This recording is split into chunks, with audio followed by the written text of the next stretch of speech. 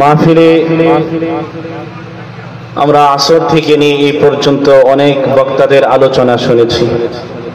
আমি আসার পর আজকের আলোচনা সভার ওয়াজ মাহফিলের যিনি মধ্যমণি ছিলেন, অনেক ওলামায়ে কেরামের সেরেতাজ আল্লামা মুফতি মাহফুজুল হক সাহেব দামাত বরকাতুহুম, ওনার ভাই, ওনার থেকে আরো পরিচিত বাংলার বাঘ মামুনুল হক সাহেব, সবাই চিনি না? ওনার বাপ ভারত উপমহাদেশের বিখ্যাত আলেম ছিলেন সাইফুল হাদিস আল্লামা আজিজুল হক সাহেব নওয়ারাল্লাহুল মালকাতা, সবাই বলি আমিন। প্রিয় মুহতারাম হাজিরিন, সময় অনেক হয়ে গেছে, অল্প একটু আলোচনা করব, মনোযোগ দিয়ে শুনবেন ইনশাআল্লাহ। নেকের কাজ করা আল্লাহ কম লোকই তৌফিক দান করেন।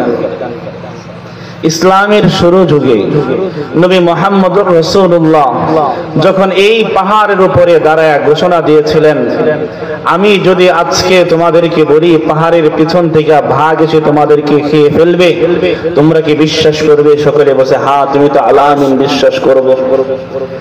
যখনই বলল লা ইলাহা ইল্লাল্লাহ কালিমার দাওয়াত কবুল করো, তখনই বলে আর মানলাম না। অল্প কিছু মানুষ মেনেছিল, ঠিক কি ঠিক না? মানুষ যদিও বেশি ছিল, এখন যারা আছে খাঁটি মুমিন। কথা বুঝেন নাই? এখন যারা আছে কি খাঁটি মুমিন। তাবারক দেওয়া হবে কেন? কিসের জন্য বসেছি? আল্লাহর ভয়, রাসূলের মহাব্বত অন্তরে নিয়ে আমরা বসেছি।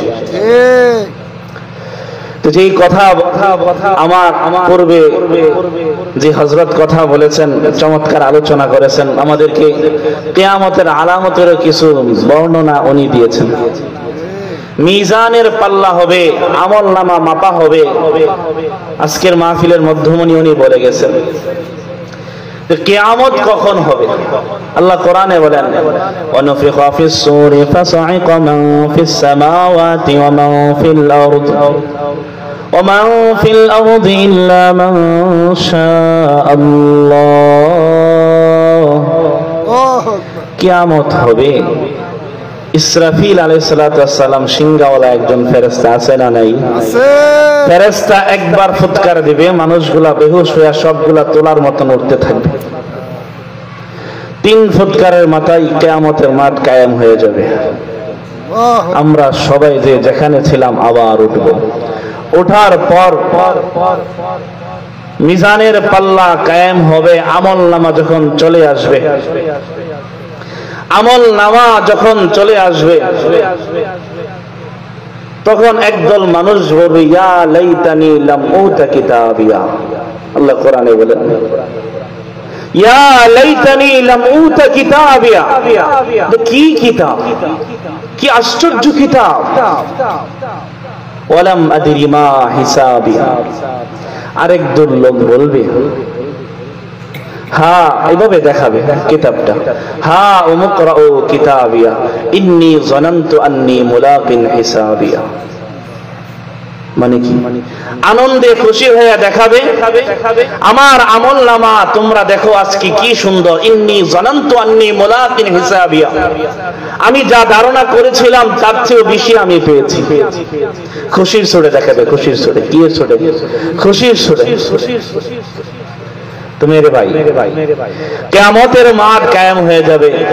কিয়ামত কখন হবে? আমি একটা আয়াতে কারিমা তেলাওয়াত করেছি। এই আয়াতের মধ্যে আল্লাহ জানায়া দিয়েছেন রাসূলকে কিয়ামত সম্পর্কে। রাসূলের কাছে প্রশ্ন করা হয়েছিল। হাদিসে জিবরিল নামে একটা হাদিস আছে, হাদিসে কুদসি। এই হাদিসের মধ্যে একটা অংশ আমি তেলাওয়াত করেছি। আল্লাহ রাসূলকে জিবরাইল আমিন প্রশ্ন করেন। কে প্রশ্ন করেন? জিবরাইল আমিন মানুষ রূপ ধরে এসে রুকবাতাইহি ইলা রুকবাতাই, আল্লাহ রাসূলের হাঁটুর সাথে হাঁটু লাগায়া রাসূলের উরু মুবারকের উপরে জিবরাইল আমিনের হাত রেখে কাছে সরাসরি বসে জিবরাইল আমিন আল্লাহ রাসূলকে প্রশ্ন করে, মাল মাসউলু আনহা। কি প্রশ্ন করে? কিয়ামত কখন? সওয়াল করছে, প্রশ্ন করছে, ইয়া রাসূলুল্লাহ কিয়ামত কখন হবে? আল্লাহ রাসূল বলেন, যিনি প্রশ্ন করেছেন তিনি যেমন জানেন না, যাকে প্রশ্ন করা হয়েছে তিনিও জানেন না। আর আল্লাহ বলেন, রাসূল আপনি জানাইয়া দেন, ইয়াসআলুনাকা আনিস সাআতি আইয়ানা মুরসাহা মানুষ আপনাকে কিয়ামত সম্পর্কে জিজ্ঞাসা করবে। কিয়ামত কখন হবে আপনাকে জিজ্ঞাসা করবে। আপনি বলে দেন কুল ইন্নামা ইলমুহা ইনদা রাব্বি। কিয়ামত কখন হবে জানেন কে? আল্লাহ। জোরে বলেন না, কে জানেন? আল্লাহ তাআলা কোরআনের মধ্যে বলেন, রাসূল আপনি জানাইয়া দিন কুল ইন্নামা ইনদা রাব্বি। কিয়ামত কখন হবে একমাত্র আমি জানি, আমি আল্লাহ। কিয়ামত কখন হবে একমাত্র কে জানেন? কে জানেন? জোরে বলেন না আল্লাহ। আল্লাহর নাম জোরে নেন, বলেন আল্লাহ। আল্লাহর নাম নিলে দিলে শান্তি লাগে কি লাগে না? কবি বলেন আল্লাহ আল্লাহ क्या मुबारक नाम है, अल्लाह अल्लाह क्या मुबारक नाम है, अल्लाह अल्लाह आशिकों का काम है। চিৎকার মেরে বলে আল্লাহ। রাসূল কে আল্লাহ পাক বলেন, রাসূল আপনি বলে দেন কুল ইন্নামা ইলমুহা ইনদা রাব্বি। কিয়ামত কখন হবে এই জ্ঞান আছে আমি আল্লাহর কাছে, অন্য কারো কাছে এই জ্ঞান নাই।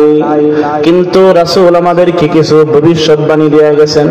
কিয়ামতের সন্নিকটে যখন কিয়ামত শুরু হয়ে যাবে, কিয়ামত যখন শুরু হবে তখন কিছু ছোট ছোট আলামত করতে থাকবে।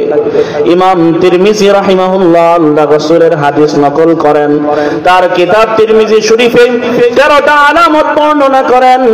ইমাম তিরমিজি রাহমাতুল্লাহ আলাইহি বলেন, ইযা তুখিযাল ফাইউদুলান ওয়াল আমানাতু মাগনামান।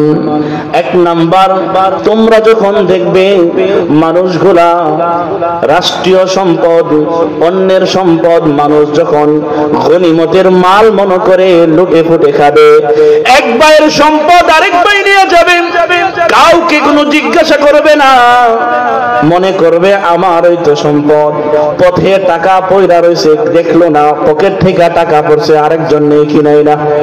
আরে ভাই যাদের তাল গাছ আছে, তাল গাছ চিনেননি? তাল গাছ তাল পড়লে আর মালিক পাই না, আম গাছের আম পড়লে আর মালিক পাই না। আমার যদি একটা জিনিস আমি রাখি, আমানতদারিতা আমার মধ্যে থাকে না। আর যদি সেই মাল হয় রাষ্ট্রীয় সম্পদ, জনগণ কেমনে নিব? এটার জন্য প্রতিযোগিতা হয় কি হয় না? এর জন্য রাসূল বলেন, ইমাম তিরমিজি তার হাদিসের বিখ্যাত কিতাব তিরমিজি শরীফের মধ্যে বর্ণনা করেন, ইযা তুখিদাল ফাইউদুলান ওয়াল আমানাতু মাগনামান। যখন দেখবেন মানুষ অন্যের মাল গনিমতের মাল মনে করে লুটে পুটে খাবে, তখন মনে করবেন কিয়ামত আর বেশি দূরে নয়। কিয়ামত আর কি নয়? বেশি দূরে নয়। মানুষের ভিতরে যদি মনুষ্যত্ব বোধ থাকে, মানুষ অন্যের মাল কোটি টাকার সম্পদ হোক কেউ ধরবে না। আরে ভাই, আল্লাহ তাআলা যদি আমি নামাজ পড়লাম না, আমি রোজা রাখলাম না, আল্লাহর কাছে যদি চোখের দুইটা পানি ছেড়ে আমি বলি মালিক আমাকে আপনি মাফ করে দেন, তাহাজ্জুদের যাই নামাজ বেঁচে যদি মালিকের কাছে তওবা করি, আল্লাহ মাফ করবেন কি করবেন না? আল্লাহ ডেকে বলেন, কুল ইয়া ইবাদিয়াল্লাযীনা আসরাফু আলা আনফুসিহিম লা তাকনাতু মির রাহমাতিল্লাহ। বান্দারে আমার রহমত থেকে তোমরা নৈরাশ হও না। তুমি গুনাহ করছো, আমি মালিকের কাছে চাও, আমি তোমার গুনাহ মাফ করে দেব। কিন্তু মানুষ শুনে রাখো, যদি বান্দার হক নষ্ট করো আল্লাহও ক্ষমা করবে না। ইমাম তিরমিজি হাদিস নকল করেন, রাসূল বলেন, যখন দেখবা মানুষের মধ্যে অন্যের মাল লুটে পুটে খাওয়া শুরু হয়ে গেছে, মনে করবা কিয়ামত সব ঘনিয়ে আসছে। এই এলাকায় মনে নাই? এই এলাকায় আছে। 2 নাম্বার, রাসূল বলেন, ওয়াজ যাকাতু মাগরামান। যখন দেখবা মানুষ যাকাত দিবে, যাকাত দিবে, যাকাত দেওয়াটাকে বোঝা মনে করবে, হায় রে আমার কাছে 1 লাখ টাকা মাত্র হয়েছে, 1 লাখ টাকার যাকাত হইবে কত আসে? 2,500 টাকা নাকি? শতকরা কত? 2.5। এটাকেই মানুষ বোঝা মনে করবে। আবার আরেকজন লোক যাকাত দিবে, কি দিবে? এমন একটা শাড়ি দিবে, এমন একটা লুঙ্গি দিবে, একবার দুইলে আর খোঁজা পাওয়া, সিরিয়াল ধরাইবে, দেখো আমি যাকাত দিতেছি। মুফতি নাসিরউদ্দিন রহমানী বলছিলেন, যার নিয়ত ঠিক যার সব ঠিক। বলছিলেন কিনা? নিয়ত যার ঠিক হবে তার সব ঠিক হয়ে যাবে। আল্লাহ বলেন, বান্দারে তোমার নিয়ত ঠিক ছিল না, যাকাত তো দিছো চাপা মনে কইরা, কোটি টাকার মালিক শিল্পপতি, গরিবদারে কাতার ধরাইয়া ঠেলা ঠেলির ভিতরে লাগাইয়া দিছো, আর তুমি অনেক বড় দানবীর হয়ে গেছো, যাকাতশীল হয়ে গেছো।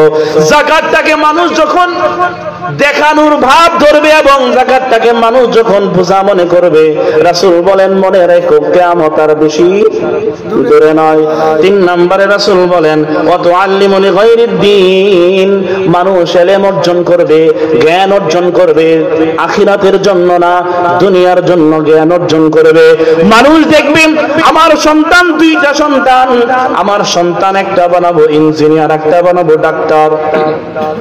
ইঞ্জিনিয়ার কোটি টাকা মালিক হবে, ডাক্তারও কোটি টাকার মালিক হবে। আর যদি আমার সন্তানকে মাদ্রাসায় পড়ায় 5,000 10,000 টাকার বেতন পাইবে, আর কি পাইবে? মানুষের মধ্যে যখন দেখবা দুনিয়া লাভের উদ্দেশ্যে মানুষগুলো যখন দেখবা দ্বীনি ইলম থেকে আস্তে আস্তে সইরা যায়, তখন বুঝবা কিয়ামত আর বেশি দূরে নয়। আল্লাহর রাসূল বলেন, মানুষগুলা দুনিয়া লাভের আশায় সন্তানকে ইঞ্জিনিয়ার বানাবে, ডাক্তার বানাইবে, সন্তানকে সরকারি একটা চাকরি দিবে, ওই চাকরি পাওয়ার পর সন্তান আরামে থাকবে, 2 টাকার মূল্য হয় আর লাভ কি? এই চিন্তা যখন মানুষের মাথায় চলে আসবে, তখন দেখবা মানুষগুলা বেঈমান হয়ে মারা যাচ্ছে। আরে ভাই, দিন যদি ইসলাম থেকে উঠে যায়, আজকে যদি সুমাইয়া রাদিয়াল্লাহু তাআলা আনহা মাদ্রাসা এখানে না হইতো, মেয়েরা দিন শিখতো কোথায়? এই এলাকার মেয়েদের দিন শিখতে অনেক কষ্ট হইতো কি হইতো না?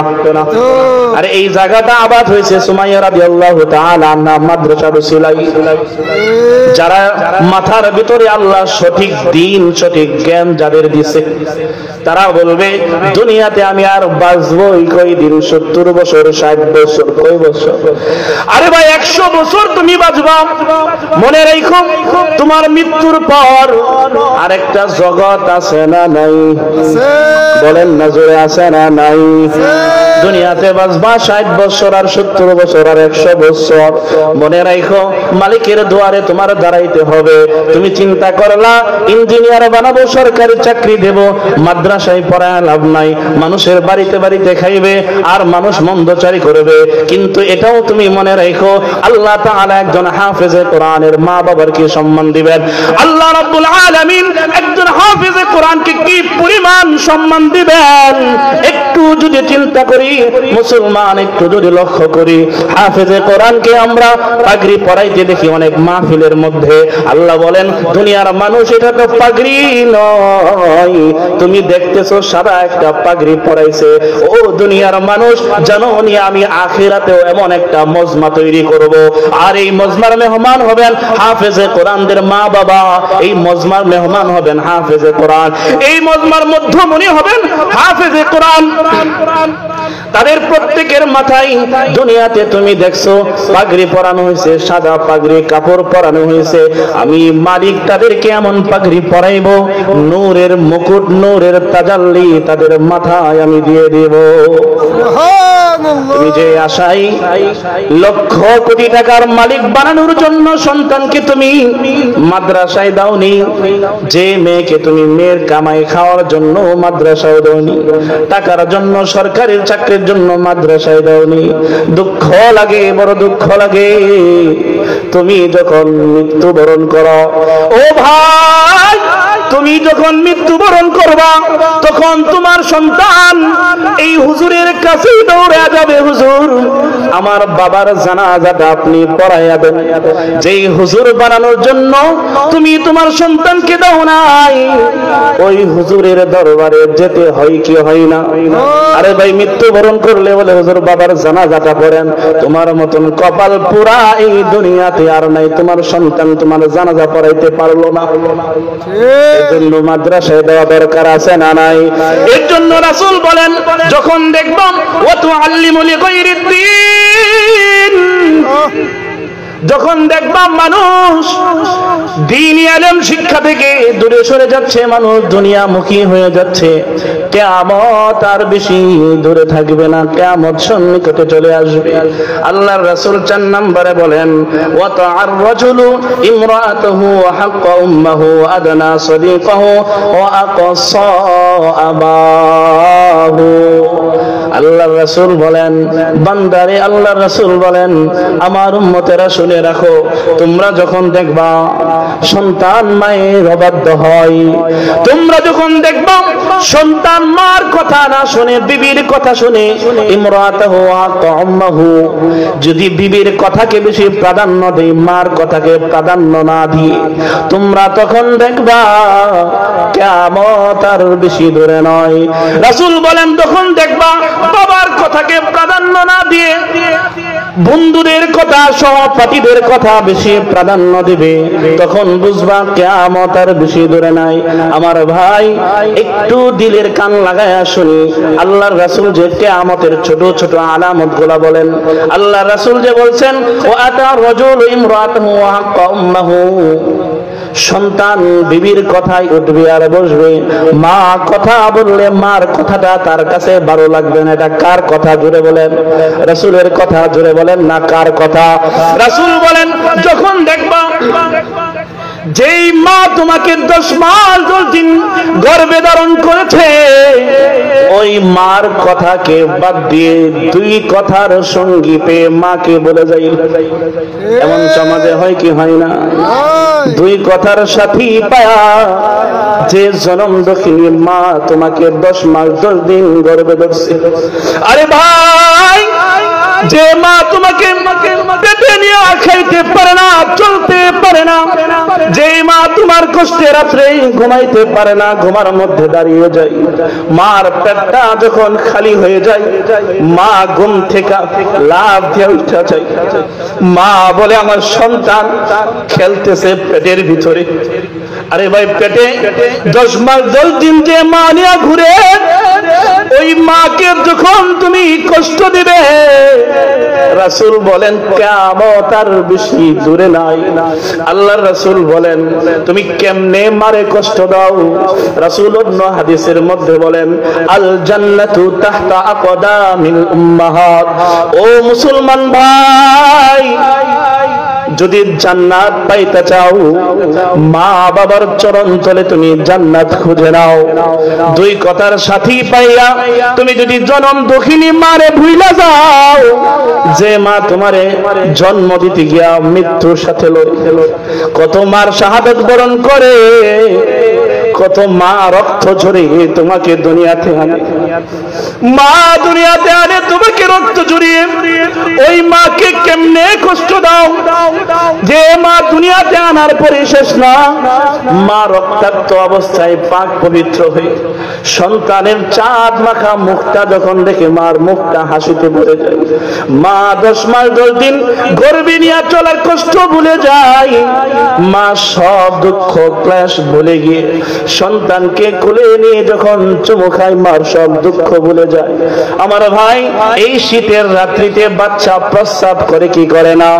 বাচ্চা প্রস্রাব করে একে একে সবগুলা কাপড় যখন ভিজিয়ে ফেলে, জনম দুঃখিনী মা বাচ্চাকে বুকের উপর রেখে দেয়, বাবা আমার শীতে কষ্ট পাইবে, ঠান্ডা লেগে যাবে।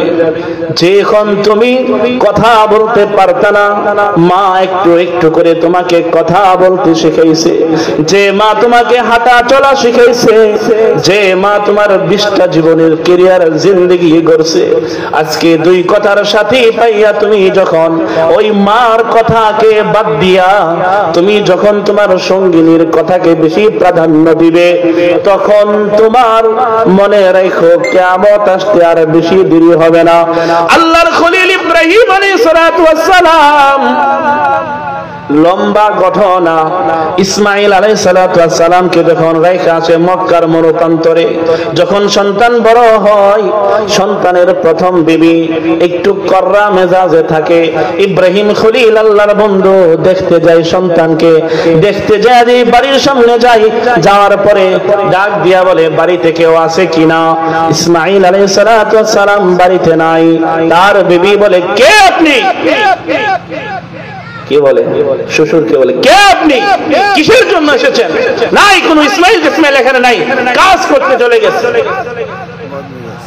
দুঃখ বড় কণ্ঠ নিয়ে বলে মা, তোমার স্বামী যখন আসবে বইল বাড়ির চৌকাটটা যেন পাল্টায় ফেলে। বাড়ির চৌকাট কি করে? আরে বলেন না, জোরে বলেন না, বাড়ির চৌকাট যেন পাল্টায় ফেলে।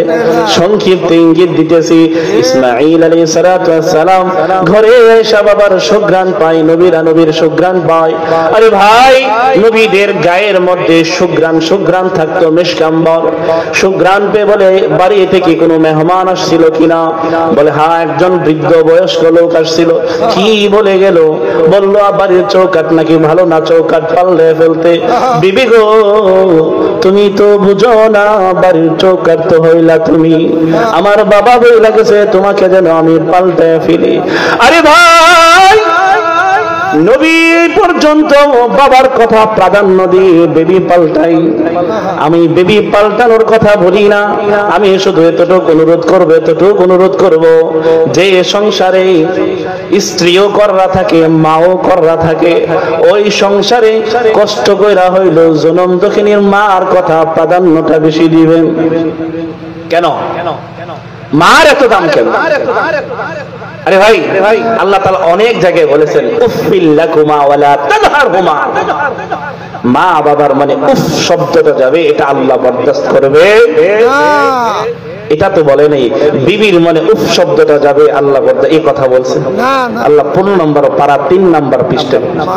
ওয়াকাদা রাব্বুকা আল্লা তা'বুদু ইল্লা ইয়াহু ওয়া বিল ওয়ালিদাইনি ইহসানা ইম্মা ইয়াবলুগান্না ইনদাকাল কিবারা আহাদুহুমা আও কিলাহুমা ফালা তাকুল লাহুমা উফিন ওয়া লা তানহারহুমা ওয়া কুল লাহুমা কাওলান কারীমা।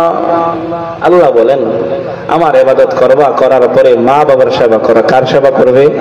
মা বাবার সেবা করবে। 2 নাম্বার কথা রাসূল বলেন, যে ব্যক্তি যখন দেখবা দুনিয়াতে মার কথা থেকে বউয়ের কথা বেশি প্রাধান্য দিবে, সন্তান বন্ধুর কথা বেশি প্রাধান্য দিয়ে বাবার কথা কম প্রাধান্য দিবে, মনে রাখবা কিয়ামত আর কোথায় নাই, বেশি দূরে নাই, কিয়ামত সন্নিকটে চলে আসছে। এরপরে বলবেন আরেকটা কথা যেটা আমাদের সমাজে অহরহ হয়ে থাকে, আমি সংক্ষিপ্ত বলবো, ওয়াযাহারাতিল আসওয়াতু ফিল মাসাজিদ। মসজিদে গেলে আমাদের সমাজে কিছু লোক আছে, ইমাম সাহেব মহিলা কেন, মুয়াজ্জিন সাহেব এটা হইল কেন, অমুক এটা হইল কেন, এমন হয় কি হয় না? আরে জোরে বলেন না, হয় কি হয় না? আরে মসজিদের খাদেম তো আমরা প্রত্যেকেই, মসজিদের খাদেম আমরা প্রত্যেকেই মসজিদের খাদেম।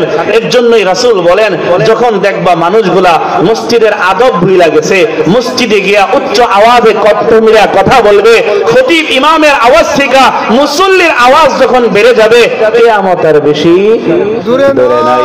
এর জন্য বলেন, তারপরে রাসূল বলেন ওয়াসাদাল কাবিলাতা ফাসিকুহুম। আল্লাহ রাসূল বলেন, যখন দেখবা সমাজের লোক, যখন সমাজের নেতৃত্ব যারা দিবে তারা ফাসিক হবে, পাপী হবে, তখন বুঝবা কিয়ামতের বেশি দূরে না। আমাদের সমাজে এখন নেতারা সবাই পরহেজগার মানুষ, তাই তো? সমাজের নেতারা সবাই আল্লাহওয়ালা মানুষ, তাই তো? সবাই তাহাজ্জুদ গুজারি, তাই তো? গানের কনসার্টের জন্য সবাই পিছায়া থাকে নাকি আগে থাকে? আজকে ভৈরবের তাজা খবর, ভৈরব স্টেডিয়ামের মধ্যে কনসার্টের আয়োজন। মোল্লারা একটু চেষ্টা করছে বন্ধ করার জন্য, মোল্লারা বিরুদ্ধে লাগছে। আরে রাসূল তো এটাই বলে গেছেন, সমাজের নেতৃত্ব যারা দিবে তারা ফাসিক ফুজ্জাররা যখন নেতৃত্বের আসনে বসে যাবে, নেতাগিরি করার জন্য বসে যাবে, সমাজে যাদের কথায় মানুষ উঠবোস করবে, যখন এরকম লোক দেখবা তখন বুঝবা কিয়ামত আর বেশি দূরে। আমি সংক্ষিপ্ত বলতেছি, মেহমান চলে আসছেন। এরপরে আল্লাহ রাসূল বলেন, ইমাম তিরমিজি তার কিতাবের মধ্যে বর্ণনা করেন, যখন দেখবা সমাজের মধ্যে একজনকে আরেকজন ভয় করতেছে তার অনিষ্টের কারণে, তার ক্ষতি থেকে বাঁচার কারণে, আমাদের সমাজে এমন হয় কি হয় না? আরে জালেম আছে না নাই? জালেমদের ভয়ে আমরা লুকিয়ে থাকি কি থাকি না? অনেক বছর তো থাকছি, ভাবছিলাম একটু মনে স্বাধীনতা পাইছি, দেখলাম যে এটাও পাই না। স্বাধীনতা আসবে কিভাবে?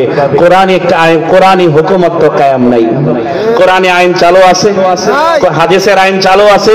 যদি হাদিস কোরআনের আইন থাকতো, সমাধান যদি আমরা কোরআন থেকে নিতে পারতাম, তাহলে আমাদের সমাজে এই অনাচার, ব্যভিচার, অত্যাচার আর থাকতো।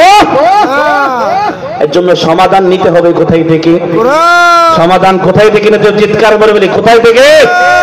সমাধান চাও যদি জীবনে মরণে, ফিরে চাও খুঁজে নাও চোখ রাখো কোরআনে। জোরে বলেন, সমাধান কোথায় থেকে নেব? সমাধান চাও যদি জীবনে মরণে, ফিরে চাও খুঁজে নাও চোখ রাখো কোরআনে। কোথায় যেতে হবে?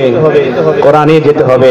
আজকে যদি সংবিধান ইসলামী আইন অনুযায়ী থাকতো, একটা মানুষও অনাহারে ভুগত না, কারো উপর নির্যাতন জুলুম হইতো না, চাঁদাবাজি, টেন্ডারবাজি সব বন্ধ হয়ে যেত। ইফতিজিং এর জন্য 20টি আইন লাগতো না। ইসলামী হুকুমত যদি একবার খালি কায়েম করতো, চৌরাস্তার মোড়ে জেনাকারী আর জেনাকারীর শাস্তি যদি কায়েম হয়ে যেত, আল্লাহর বিধান অনুযায়ী কমর পর্যন্ত দাবায় যদি দুর্রা মারা হইতো, এভাবেই যদি তাকে হত্যা করা হইতো, একটার শাস্তি থেকে সবগুলা ঠিক হয়ে যাইত। এর জন্য মেরে ভাই আর অনেকগুলো আছে। আল্লাহ রাসূল বলেন, ইমাম তিরমিজি আরেকটা কথা বলে শেষ করে দিচ্ছি। ইমাম তিরমিজি বলেন, যখন দেখবেন সমাজের মধ্যে গানের বাদ্যযন্ত্র বেড়ে গেছে, গায়ক গায়িকা, নায়ক নায়িকা বেড়ে গেছে, তখন বুঝবেন কিয়ামত আর বেশি দূরে। তখন আল্লাহ রাসূল বলেন, ফাবাতনুল আরদি খায়রুল লাকুম মিন যাহরিহা। যখন এই অবস্থা সমাজের হয়ে যাবে, জাহিলিয়াতে সমাজটা ভরে যাবে, তখন একটা কাজ করতে হবে, মাটির নিচে চলে যাওয়াটাই ভালো হবে। বেঁচে থাকারতে মরে যাওয়াটাই ভালো হবে। অশৃঙ্খল সমাজে, আরে মানুষ বানাইছে আমাদেরকে, কি বানাইছে? মানুষ বানাইছে। যে মানুষের দাম অনেক বেশি, ওই মানুষ সম্পর্কে আল্লাহ বলেন, উলাইকা কাল আনআমি বাল হুম আদল। ও মানুষ, তুমি যদি তোমার মনুষ্যত্বকে হারিয়ে ফেলো, তাহলে তুমি চতুষ্পদ জানোয়ারের থেকে আরো নিকৃষ্ট হয়ে যাবে। আর মানুষ, তোমার জন্য আমি এমন জান্নাত বানাইছি, মা লা আইনুন রাআত ওয়ালা উযুনুন সামিআত ওয়ালা খাতারা আলা কলবি বাশার। তোমার জন্য জানো আমি কি জান্নাত রেখেছি, যে জান্নাত কোনো চোখ দেখে নাই, কোনো কান, যে জান্নাতের নাজ নিয়ামতের শব্দ কোনো কান শুনতে পারে নাই, কোনো দিল চিন্তাও করতে পারবে না, কি জান্নাত আল্লাহ রেখেছে। যুবক ভাই, গানের বাদ্যযন্ত্র বারে আমি আসতেছিলাম, আজকের ঘটনা বলে শেষ করে দিচ্ছি। Bus stand, Bhairab bus stand, রিকশায় আমি ছিলাম। আমার পাশের রিকশায় 3 জন যুবক যাইতেছে। তারা একজনকে একজন বলা বলি করতেছে, কিরে মোল্লারা কি শুরু করলো? ভাবছিলাম একটু কনসার্টে নাচমু, মোল্লাদের জ্বালায় আর কিছুই করতে পারলাম না। তখন আমি তাদের দিকে একটু তাকাইলাম মুস্কি হাসি দিয়া, তখন তারা চুপ মেরা গেল বুঝা। তা আমি বলতে চাই যুবক ভাই, যে গানের জন্য তুমি মাথায় উঠছো, যে নারীর অঙ্গভঙ্গি দেখার জন্য তুমি পাগল দেওয়ানা হয়ে গেছো, তোমার জন্য খুশখবরই শোনো, তোমার জন্য আজকে যদি এই পচা জিন্দেগি, এই গান্দেগি নারীর থেকে তুমি নজরকে হেফাজত করতে পারো, আল্লাহ তাআলা বলেন, ওয়া হুরুন আইন কামসালিল লুলুইল মাকনুন। তোমার জন্য জান্নাতে হুরে আইন রেখেছেন আল্লাহ, এমন জান্নাতি নারী রেখেছেন। রাসূল বলেন, যে নারীর দিকে তুমি, নারী কাপড় পরবে, পরার পরে সব দেখা যাবে, নারীর মগজ হাড্ডির ভিতরে কি আছে, এমন নারী তোমাকে আল্লাহ দান করে। এটা কিসের বিনিময়ে? দুনিয়ার পচা গান্দা নারী দেখলে না বাদ দিলে, নজর হেফাজত করলে না না করলে, কিয়ামতের এমন অনেকগুলো আলামতের কথা, ছোট ছোট আলামতের কথা আল্লাহ বলেছেন। আমি অল্প কয়েকটা সময় পেয়েছি, অল্প কিছুক্ষণ আলোচনা করেছি। যে কয়েকটা কথা বললাম, যে কয়েকটা আলামতের কথা বললাম, এটি যদি আমরা দিলে গেঁথে নেই, এটার দ্বারা আমাদের নাজাতের জরিয়া হয়ে যাবে ইনশাআল্লাহ। মেহমান চলে আসেন, আমি আলোচনা দীর্ঘায়ী করছি না, এখানে শেষ করছি। আসসালামু আলাইকুম ওয়া রাহমাতুল্লাহি ওয়া বারাকাতুহু। আলাউদ্দিন আইএমসি মিডিয়া কুরআন হাদিসের কথা বলে, সত্যের দিকে আহ্বান করে। Alauddin IMC media.